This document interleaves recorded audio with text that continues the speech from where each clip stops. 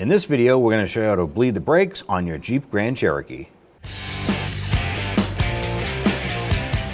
Go ahead and open up your hood. You want to locate the master cylinder reservoir right here, and there's going to be a minimum and a max. You want to go ahead and make sure that that fluid level is up to that max line, which ours is. If it's anywhere down below, especially down to the minimum or lower, you definitely want to go ahead and open up this cap. Add the recommended fluid from the manufacturer to fill it up to the max line. Once you have that there, go ahead and put on the cap and close that. Besides that, you want to go ahead and inspect the master cylinder itself, the lines coming out, and inspect for any leaks. If there are any leaks, you do need to attend to that first. Ours is dry. Let's go ahead to our brake bleeding process. Getting started on your brake bleeding process here, we're going to be starting at the right rear. Then we're going to go over to the left rear, followed by the right front, and closing with the left front. Now we're starting with our brake bleeder screw on the back side of the caliper here. We're going to use our 3/8 wrench, and we're going to loosen this just a tiny bit. Just want to make sure we get some movement out of that. Now at this point here, it's just broken free. We don't have any fluid coming out of it at this point. Just make sure that is there, solid, and we don't have any fluid coming out. Now inside the vehicle, that person is going to pump up the brakes, and they're going to pump it 3 times, and they're going to hold it. Go ahead and pump.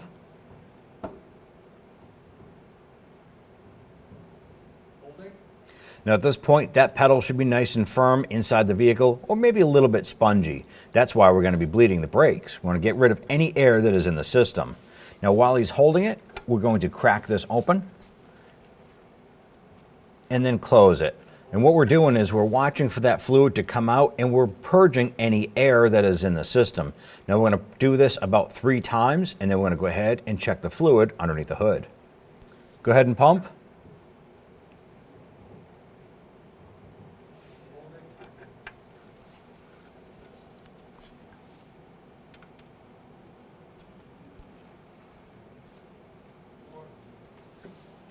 Now you can see that fluid coming out. We do have a towel underneath the vehicle to catch that fluid. You can have a catch can or something like that to catch that fluid as necessary. And we're going to go ahead and repeat this process one more time.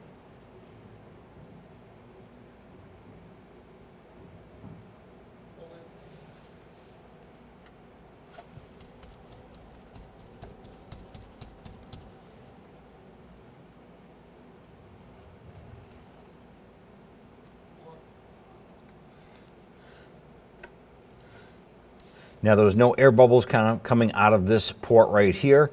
We're going to go ahead and snug that down. Go ahead and wipe this down. And we're going to go ahead and check the fluid underneath the hood, and then go over to the left rear and continue that process. Now at this point here, I'm going to go ahead and open this up. And we're going to top off the fluid as necessary using the recommended fluid from the manufacturer.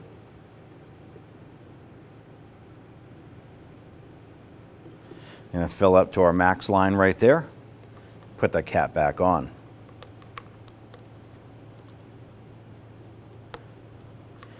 The reason you want to do this here is you do not want to run this low on fluid during the brake bleeding process. You do not want to suck any air into the system. That will open up a can of worms. You don't want to do that. So in between each wheel, come on back here, check that fluid, and top it off as necessary.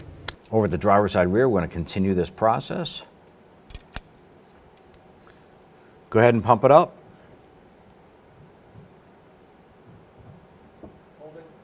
All right.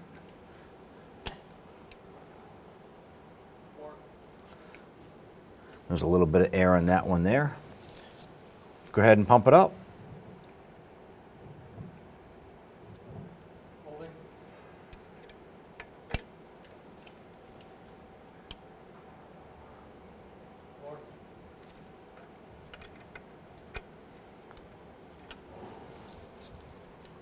Pump it up. Holding.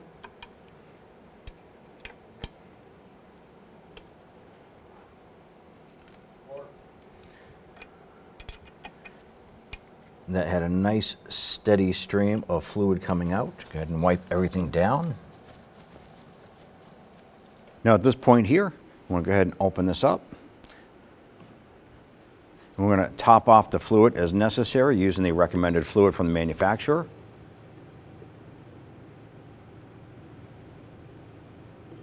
And fill up to our max line right there. Put that cap back on. Next is going to be the passenger side front caliper. Here's our bleeder right here. Go ahead and pump up the brake. Hold it.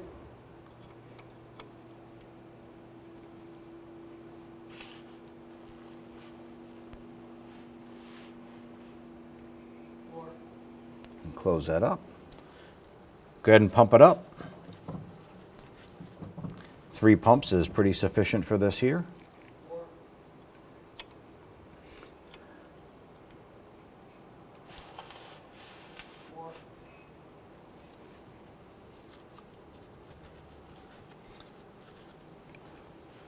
And one more time.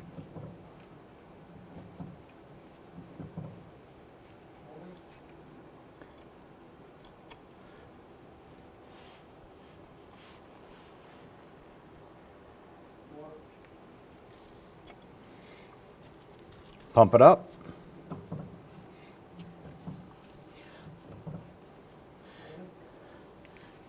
Now as you're doing this here, on that 4th pump, you want to go ahead and just make sure that the person pumping up the brakes feels a nice firm pedal on the inside of the vehicle. But if that pedal continues to drop down for any reason, you just want to pay attention to that. Look for any leaks in the brake lines around the vehicle. But if the pedal is maintaining it being firm on the inside, then we'll continue and close out with that driver's side front wheel. Now at this point here, I'm going to go ahead and open this up. And we're going to top off the fluid as necessary using the recommended fluid from the manufacturer.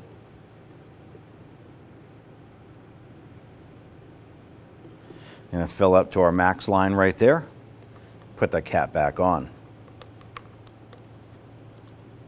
Go ahead and pump up the brake.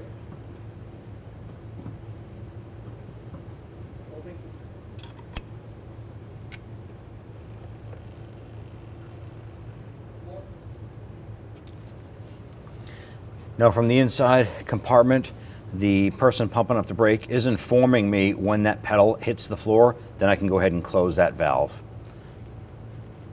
Go ahead and pump it up.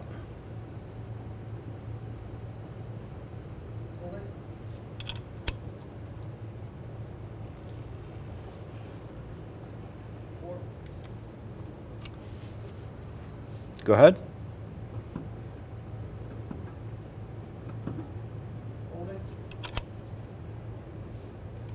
Steady stream. That one had a little bit of air in that last one. I could see a couple bubbles in it. Let's go ahead and do that again.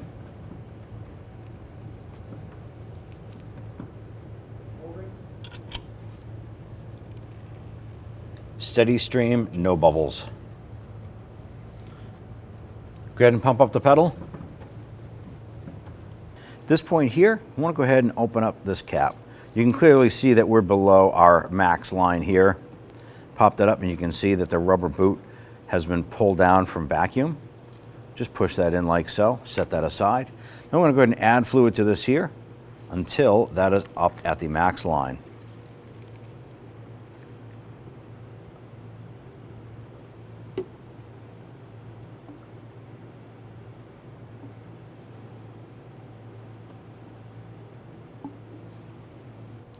Install the cap.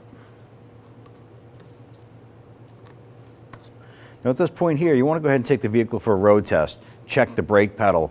Now if the pedal feels spongy on the road, it is still braking, but it's still soft and spongy, you want to come on back and repeat that brake bleeding process. If the pedal feels good, then you're all set. When only the best will do, demand TRQ. The only company that lets you view before you do. TRQ is committed to offering the highest quality aftermarket auto parts that are engineered for peace of mind. Thanks for using and viewing with TRQ.